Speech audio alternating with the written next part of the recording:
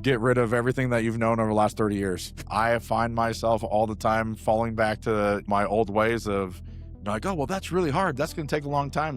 It's a new world, what people are capable of today and what technology has brought to bear, and really just full throttle through it. And you're going to come out on the other side with something pretty damn exciting. Welcome back to Spacepower. I'm Bill Woolf. So alongside our regular weekly episodes, we've got something a little extra for you over the next 3 weeks. Every Friday, we're dropping a bonus episode recorded live at the Redwire stage during the 41st Space Symposium in Colorado Springs. A big thank you to Redwire for making that happen. We were able to sit down with some really compelling voices from across the space community, and we can't wait to share them with you. Today, it's Matt Magaña, President of Defense and National Security at Voyager Technologies. And trust me, this one's worth your time. Enjoy.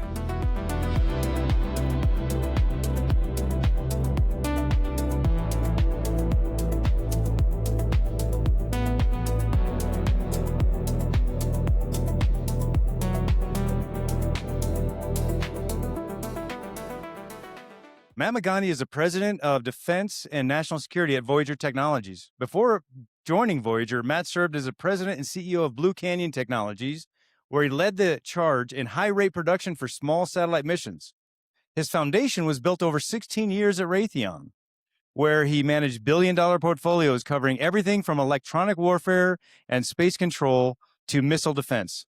Matt, you've seen the industry from the perspective of the primes and the agile new space disruptors. Welcome to the show. Thanks, Bill. Sorry. Thanks. Excited to be here. Thank you again, Redwire, for hosting this for us, and excited to share, my story and get some questions with you, and show everybody what's happening up here at Space Symposium. Awesome. Matt, you've moved from the world of massive defense portfolios at Raytheon to leading Blue Canyon and now Voyager. What's the biggest cultural difference and how we approach space acquisition in 2026 versus a decade ago? Yeah, everything's transformed. I mean, it's been the conversation about what commercial is and how you actually execute commercial, 10 years ago was more of like a theory of what that looks like. Capital markets weren't, really as available as they are now. Now you have the speed of relevance because, technology is moving so fast. And acquisition reform is happening. So, more money is coming. We're always trying to figure out exactly where it's going to fall, but, we know that it's coming, and a lot more partnerships. The age old, it was like all the bigs, are around and they muscle around everything. I think that a full shift of that has happened across the board, where we partner with those and bring on new space companies and new technologies and do it much faster than we ever did before. Yeah, that's phenomenal. And let's talk about how you recently mentioned Space Beach and Long Beach as a hub for delivering for customers. Why is physical manufacturing capacity suddenly the most important metric in a domain that used to be defined by one-of-a-kind engineering? Yeah, I mean, as you look across all the architectures and all the things that are happening, we call it our LEO, Lunar, and Lagrange, across the NASA, NRO, DOW, the need for proliferation of, space capability. And if you look on the, from a weapons perspective, the reestablishment and reindustrialization of that base and being able to, grow and then repopulate our arsenal, the need for us to be able to, reach production, both on the space and defense side, has been greater than ever before. Massive strains on the supply chain, side. And so, the focus now is not just, it's not tech that is holding us back, is our ability to scale. Yeah. And you talk about the supply chain. So how important is it to own the entire aspect of the supply chain, or can you still work with other partners to bring in some of that technology or software and capability that you need to produce? Yeah. I mean, I'd say like there's a few areas where vertical integration is really, really important for certain, I'll say, markets, and then how you're attacking that market. I think in what we're trying to do and what the nation needs now, it's really, it's not one person is able to solve all these problems, whether that's industrial scaling, even from a capital infrastructure and what it takes for us to go do that. From a technology perspective, it's really about partnerships and bringing in multiple people to the game that have, expertise in certain lanes. And so, our strategy has been around like bringing best of breed and then helping those best of breed scale, which means obviously a heavy focus on the supply chain and then the partners within that, and then helping the bigs and smalls try to find their place and then do partnerships across those things to make it all happen. Yeah, thank you. Let's talk about Voyager and the national security mission. So, Voyager is positioning itself across defense, space solutions, and exploration.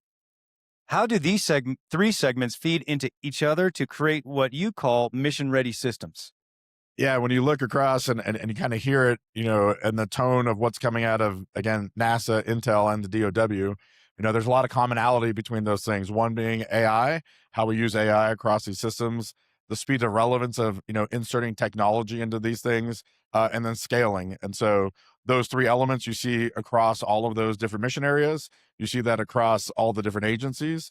And a lot of that technology is similar. So, what we're being asked by, folks like Jared and Salty and the rest of the leadership is, hey, how do you guys go develop technology for me that, I don't have to go, Jared doesn't have to go ask you to do it, and Salty asks you to do it. And then, the NRO asks us to go do it. How do we go leverage the capabilities and make it dual use, not only from a commercials perspective, but from a, utilization on, across all the Title 10, Title 50 and NASA. And so I think that, it's really a pivotal point for us to be able to say, how do I go leverage all those things and make a plan that's going to actually be able to scale across all of those demands that we see.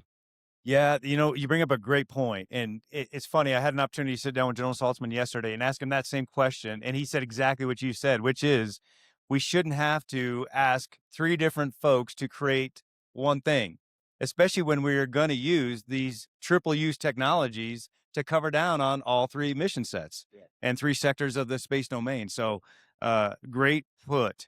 Let's talk about the Golden Dome strategy and how Voyager is leaning into that. With recent legislative focus on the Golden Dome architecture, a $25 billion effort for integrated defense, where does Voyager fit into that system of systems? Is the industrial base ready for that level of integration?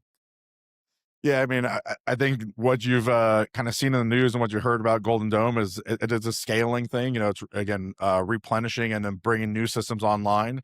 100% that this is a partnership thing that's going to happen. There's no single company that's out there that is going to fulfill a Golden Dome thing. That's obviously, as you saw the industry day that we had in Huntsville last year, thousands of people in a stadium. It was like largest industry day I've ever been to in my life. Um, and that's just a telltale sign of what needs to happen and what needs to scale across the demand and what's going to need to be there. Voyager is well positioned across many of the asks that Gutline has put on the table around what needs to be delivered for a total Golden Dome, and that requires scaling infrastructure, and like we talked about, things like our Long Beach facility and rapidly innovating technology to actually get the stuff out to the warfighter. That goes with our Voyager Defense Complex here in Pueblo, where we're building 150,000 square feet to scale our weapons capability, which solid rocket motors, DACs, and ACSs, and then scaling of our factories, in Northern Colorado when we talk about space maneuver, and then how we, scale those things and really get to volume to be able to keep the prices down to meet the mission need. Phenomenal. Let's talk about expanding the industrial base beyond the boutique satellite. For years, we built satellites like Ferraris, expensive and rare. You've advocated for high volume production. How do we maintain exquisite capability while building at operational tempo? Yes, and I have built a lot of Ferraris in my life. I did that for many, many years, from the best Ferraris that are out there that many of these customers rely on today. And we can't take that capability away from them. And so it's really around, back to the Long Beach and the innovation side is we have to bring new tools, capability, and people to bear that it's not the, 1 to 2 year cycle time of us designing things and bringing them, to the warfighter. This is about rapid integration and capability because technology is moving so fast. I mean, look at where AI was, 2 weeks ago, 3 weeks ago. Every week it's like multiplying by 10. And that's including hardware and how we do hardware. And in order for us to, actually do what the nation needs, we need to embrace that side and know that 12 months from now, we're not going to be talking about the same things that we're talking about today, but how do you build a company that's capable of actually taking that and inserting it into the need and actually delivering it at the speed of relevance? So, Yeah. Let's talk about that supply chain sovereignty. Yeah. From radiation hardened electronics to propulsion, where are the choke points in the current industrial base that keep you up at night? Yeah, I mean, those are the two for me is really, like we talked about electronics and really there are electronics manufacturers out there, but it's really, this bespoke thing where everybody's off trying to do onesie twosie things. We can't do it that way anymore. Um, and driving again technology insertion for those.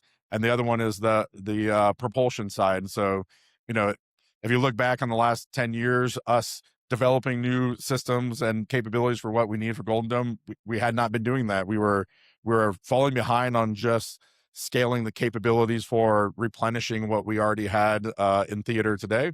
And so now we have this complex problem of replenishment, which needs to happen and should have been happening over the last few years, and the new tech insertion that we need to do to go attack the new threat. And those are going to be the choke points that I know that everybody's been focused on over the last few years. And for us, with a Voyager defense complex here and trying to go answer that problem. Yeah, if you have an opportunity to sit in front of lawmakers, which you probably do on a regular basis, what are the things you talk to them about in terms of changing either standards or policies that need to be implemented to ensure young companies or small companies have the ability to get to the next step? Yeah, doing a lot of that right now, on both sides of the house. I mean, like, especially with the acquisition reform that's happening, there's been a lot of conversation and talk about what that looks like and what that means. It's starting to come into practice, and there's things and tools that are being used today that, as we get into the first set of, RFPs and source selections, they're modifying those things and we're trying to feed back on, how can we make those things better? And, how do we get feedback into the right things to make sure that the budgets are put in the right place? And I would say that they're very, very open to that. Like they want to know, they want to understand our business and understand like how, we can bring capital markets to bear and what that means for how proposals come out. That means, how they allocate money, what that looks like. Even with, back to this whole, scaling, capability for attitude control systems, like a lot of that goes into, as you see lately, multi-year type things so that we can bring the capital markets behind those things without a single year, like, hey, we're guaranteeing I'll give you like 10 this year. I don't know about next year. It's really hard for me to bring capital markets to bear on that. And so where they can give us multi-year contracts to help us go close that gap, that's really important for us. And so, and the same thing on the NASA side, obviously there's a lot of movement there and what we're trying to go do, new race to the moon and they're very structured in how they do all of their, you know, um, all of the law around how they send money around and their different things and I think that they're open. I think Jared's doing a great job of trying to break that red tape. And it is shocking to some people because it's not something that we've seen at NASA in a long time. And really for us, we're trying to embrace that and help them go deliver on a solution and help maneuver those things both on the Hill and on the tech side. Yeah, what does this new min viable product concept that Secretary Mink, General Saltzman keep talking about? What's the impact to industry based on having a much larger scoped statement of work to allow you to develop some of those capabilities that need to be developed to support the civil sector and the national security sector? Yeah, I mean, there's quite a few things that go into that thing, but for us, I'll say one of the things is most of the time it takes them forever to get the requirements set and the requirements modify. Like the minute I get a contract, they're already moving requirements and I think that's the hard part.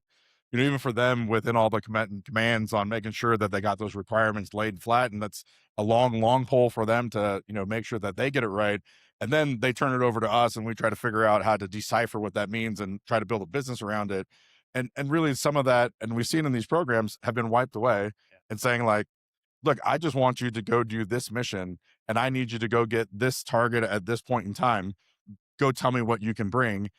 That allows us to have a whole lot of autonomy into what I bring to the fight. And if you look at, how that has come to fruition on some of the recent proposals, us being partners with quite a few of them, and you look at the solutions between one and another, I mean, they're different solutions. They're different ways that they go after fight, both great things that they're bringing to the table. And both of them will probably work in totally different ways, which probably would have never happened if they would have said, here's the set of requirements that you have and you got to build to this.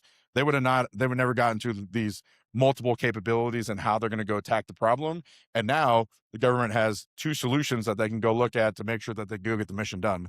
And so that's been, I think it'll be transformational as that starts to take hold more. I think, there's still the want to tell us exactly how to go do it. And I think that's part of what the leadership is trying to shift within the organizations of like, stop trying to tell them how to do it. Just tell them what the mission is and what you need to do for the mission and let them fix the parameters. Yeah, that's a great input. You get to talk to a lot of smaller tech firms. What's the one thing the Department of the Air Force could do tomorrow to help commercial companies bridge the gap from a successful pilot to a program of record? Transparency, back to, and I think it's getting a lot better now. You know, they have a lot of movement internally and what's happening and what they're going to go put on contract and their thoughts around what the architectures look like. And, the small companies, they have got to be very focused because they don't have a lot of money, to look at 15 different solutions and trying to figure out the timing of those things. And so even when, and sometimes the government, things are getting stuck, they can't get through certain things. It's really for the small companies is getting the signal and understanding the timing of those because they're also trying to bring their capital markets to bear. And if they're playing a game of timing and they can't really get that aligned, then it becomes really hard for them to execute their business. And if they're transparent with them and say like, hey, here's the things that are happening. These are the things we're looking at shifting. It's going to take us another 2 months. Then the companies can better adjust their businesses, to make sure that they can weather those changes and then, adjust so that when it does come, they're ready to bring the capital markets to bear. If you're a guardian sitting in a Delta right now, how should you be thinking about the commercial industry? Are we a vendor or are we an extension of the front line? They should be thinking, as all of them said, partner, partner, partner, partner. And I've heard this from leadership all this week. This is no longer, a suppliers, a mother father relationship, and like, hey, we're going to tell you how I'm going to go do it. This would be like, really sitting at the table and trying to find out what is the mission that you're really trying to solve and then having a back and forth dialogue around like what are those potential solutions that you guys have and not necessarily like here's requirements, go give me an answer, you failed the test, try again, I'll give you a C on this one. It's really around like let's actually talk about the problem and let's talk about what's going to work for you and not work for me and then us build something around it. And so from a guardian perspective is embracing the industry and really trying to find a way to not just do that but insert yourself. And we see a lot of that with folks coming out like guardians coming into the industry like really already having some of the experience and knowing what we need to help drive the mission. And so that just makes them better guardians and it makes them for their career and what they're going to go do, puts them in a really good position. So partner early, be real supportive of the industrial base. So Let's talk about how exciting the space domain is right now. I mean, it's the most important domain of our time. yes. And as young people coming into the industry, they probably don't have a good way to get involved, or they might not know what the on ramp is Right. to get involved in the space industry, regardless of the sector they want to join. Let's talk a little bit about the spark that you had as you were growing up that helped lead you into this industry and how you're helping create sparks for young people Right. getting into the industry.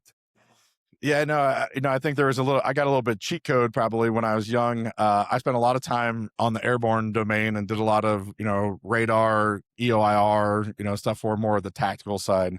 I got introduced onto the intel side in which that you realize the importance of, space to the warfighter. And I think that you probably have heard here over the last week, what's happening with the war in Ukraine, what's happening in Iran is totally shift, the combatant commands on how they're thinking about fighting wars. We're not sending thousands of troops in there to fight a traditional war. Everything is from the high ground and overhead. And then you go look to the NASA side, with what Jared and the team are doing, a whole new focus on the moon, with, Mars rovers and landers and infrastructure. We just circled the moon. I mean, so like you said, it's a super exciting time that's happening right now.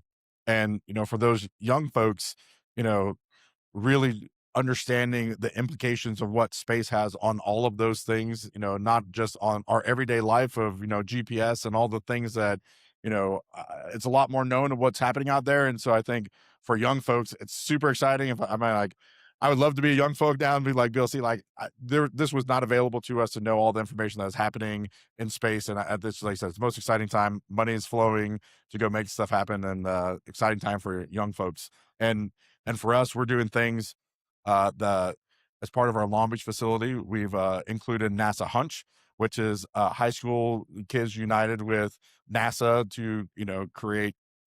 I almost got it. Create hardware. There we go. Almost nailed that one. Sorry, Dan. Uh, and it's really one of those programs to help high school folks come into STEM, where they get to understand how are you going to develop and build the hardware for space programs. They get to actually cut parts. We fly some of those parts, to the space station. They get to see their hardware in real time, like something that I wish I had that when I was a high school student. So trying to bring that spark to the kids now across the nation. Super excited about that program, and super excited about our new facility in Long Beach to do that. Yeah, big congratulations to the grand opening of the Long Beach facility. It's really phenomenal. If we get the industrial base right, what does a contested space domain look like for us in the U.S. 5 years from now? What does that look like? I mean, I always go back to what we think AI was 5 years ago and what it is being used for today. Mind blowing, if I rewind back at that point in time, thinking oh, would I wake up every morning and use my Chat GPT or Gronk or whatever, Claude? Never would have thought that was happening 5 years ago. The space domain is going to be the same, with the amount of money that's getting pushed into this domain, the amount of capital markets that are there, the amount of alignment between, the Hill, all of the agencies and capital markets. It's just the universe is the limit. I say sky's the limit. We're well beyond sky. So universe is the limit on what it's going to be in 5 years from now. What's one thing industry leaders should stop doing if they want to truly support the Space Force mission? Oh man, that's a good one. For me, I would say get rid of everything that you've known over the last 30 years. And that's actually the hardest one. And I look, people come up to me all the time about how exciting Voyager is. And I find myself all the time falling back to, my old ways of oh, well, that's really hard. That's going to take a long time. I'm like, stop, don't do that. It's a new world. Yeah. And stop limiting yourself to, what's capable, what people are capable of today and what technology has brought to bear, and really just full throttle through it. And you're going to come out on the other side with something pretty damn exciting. Well, Matt, I really appreciate you taking time out of your very busy schedule. I appreciate you also serving on the board of directors at the Space Force Association. Can you tell a little bit about what's happening there? For those of you guys, if you're not part of Space Force Association, please join today. Go click that link and make sure that you're a member. Space Force is how many years? How old are they now? 6 going on 7. 6, 7 going on 7. Relatively, new branch of the military. Have you watched some of the speeches that have been going on? Us training and equipping the Guardians, partnerships with industry. That's really important part of what needs to happen. Understanding the importance of space and the importance of, how space brings capability both on the NASA and the warfighting domain. Space Force Association is that organization that really helps, Salty and the rest of the organization really bring knowledge and capability to the general population on how important that this is for the nation, and it really brings avenues for Guardians and their families, and then people in industry to understand, what's happening on the Guardian side and kind of bring that broker between them. So super proud to be on the board, super passionate about those things and helping Guardians and really helping the nation understand the importance of what Space Force brings to, bear. Thank you so much, Matt. To learn more about the Space Force Association and all the activities going on, please visit ussfa.org. You can also find out about the Spacepower Conference that we host every year in December that really is a homecoming for all Space Force Guardians. Until next time, I'm Bill Woolf, the host of the Spacepower Podcast. And I'm Matt Magaña. See you later. The space domain is going to scale. That's not the question. The question is whether the industrial base is going to be ready, whether we have the production capacity and the partnerships to actually deliver capability at the pace and volume this moment demands.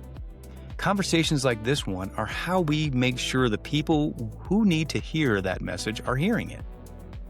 Thank you to Redwire for hosting us at Symposium. These episodes are a labor of love. We can't run this show without your support. So if you enjoy it, please follow the show and turn on notifications. And if you really love what we're doing here, share it with a friend. If there's something you'd like to see covered on the Spacepower podcast, let us know in the comments or by sending an email to podcasts@ussfa.org. We're a small team, and we truly appreciate all the support. Spacepower Podcast is produced by Ty Holiday. Video and audio for this episode were provided by Redwire. Production support for this episode by Omar Mahmood and Emily Honhart. I'm Bill Woolf. We'll see you next time.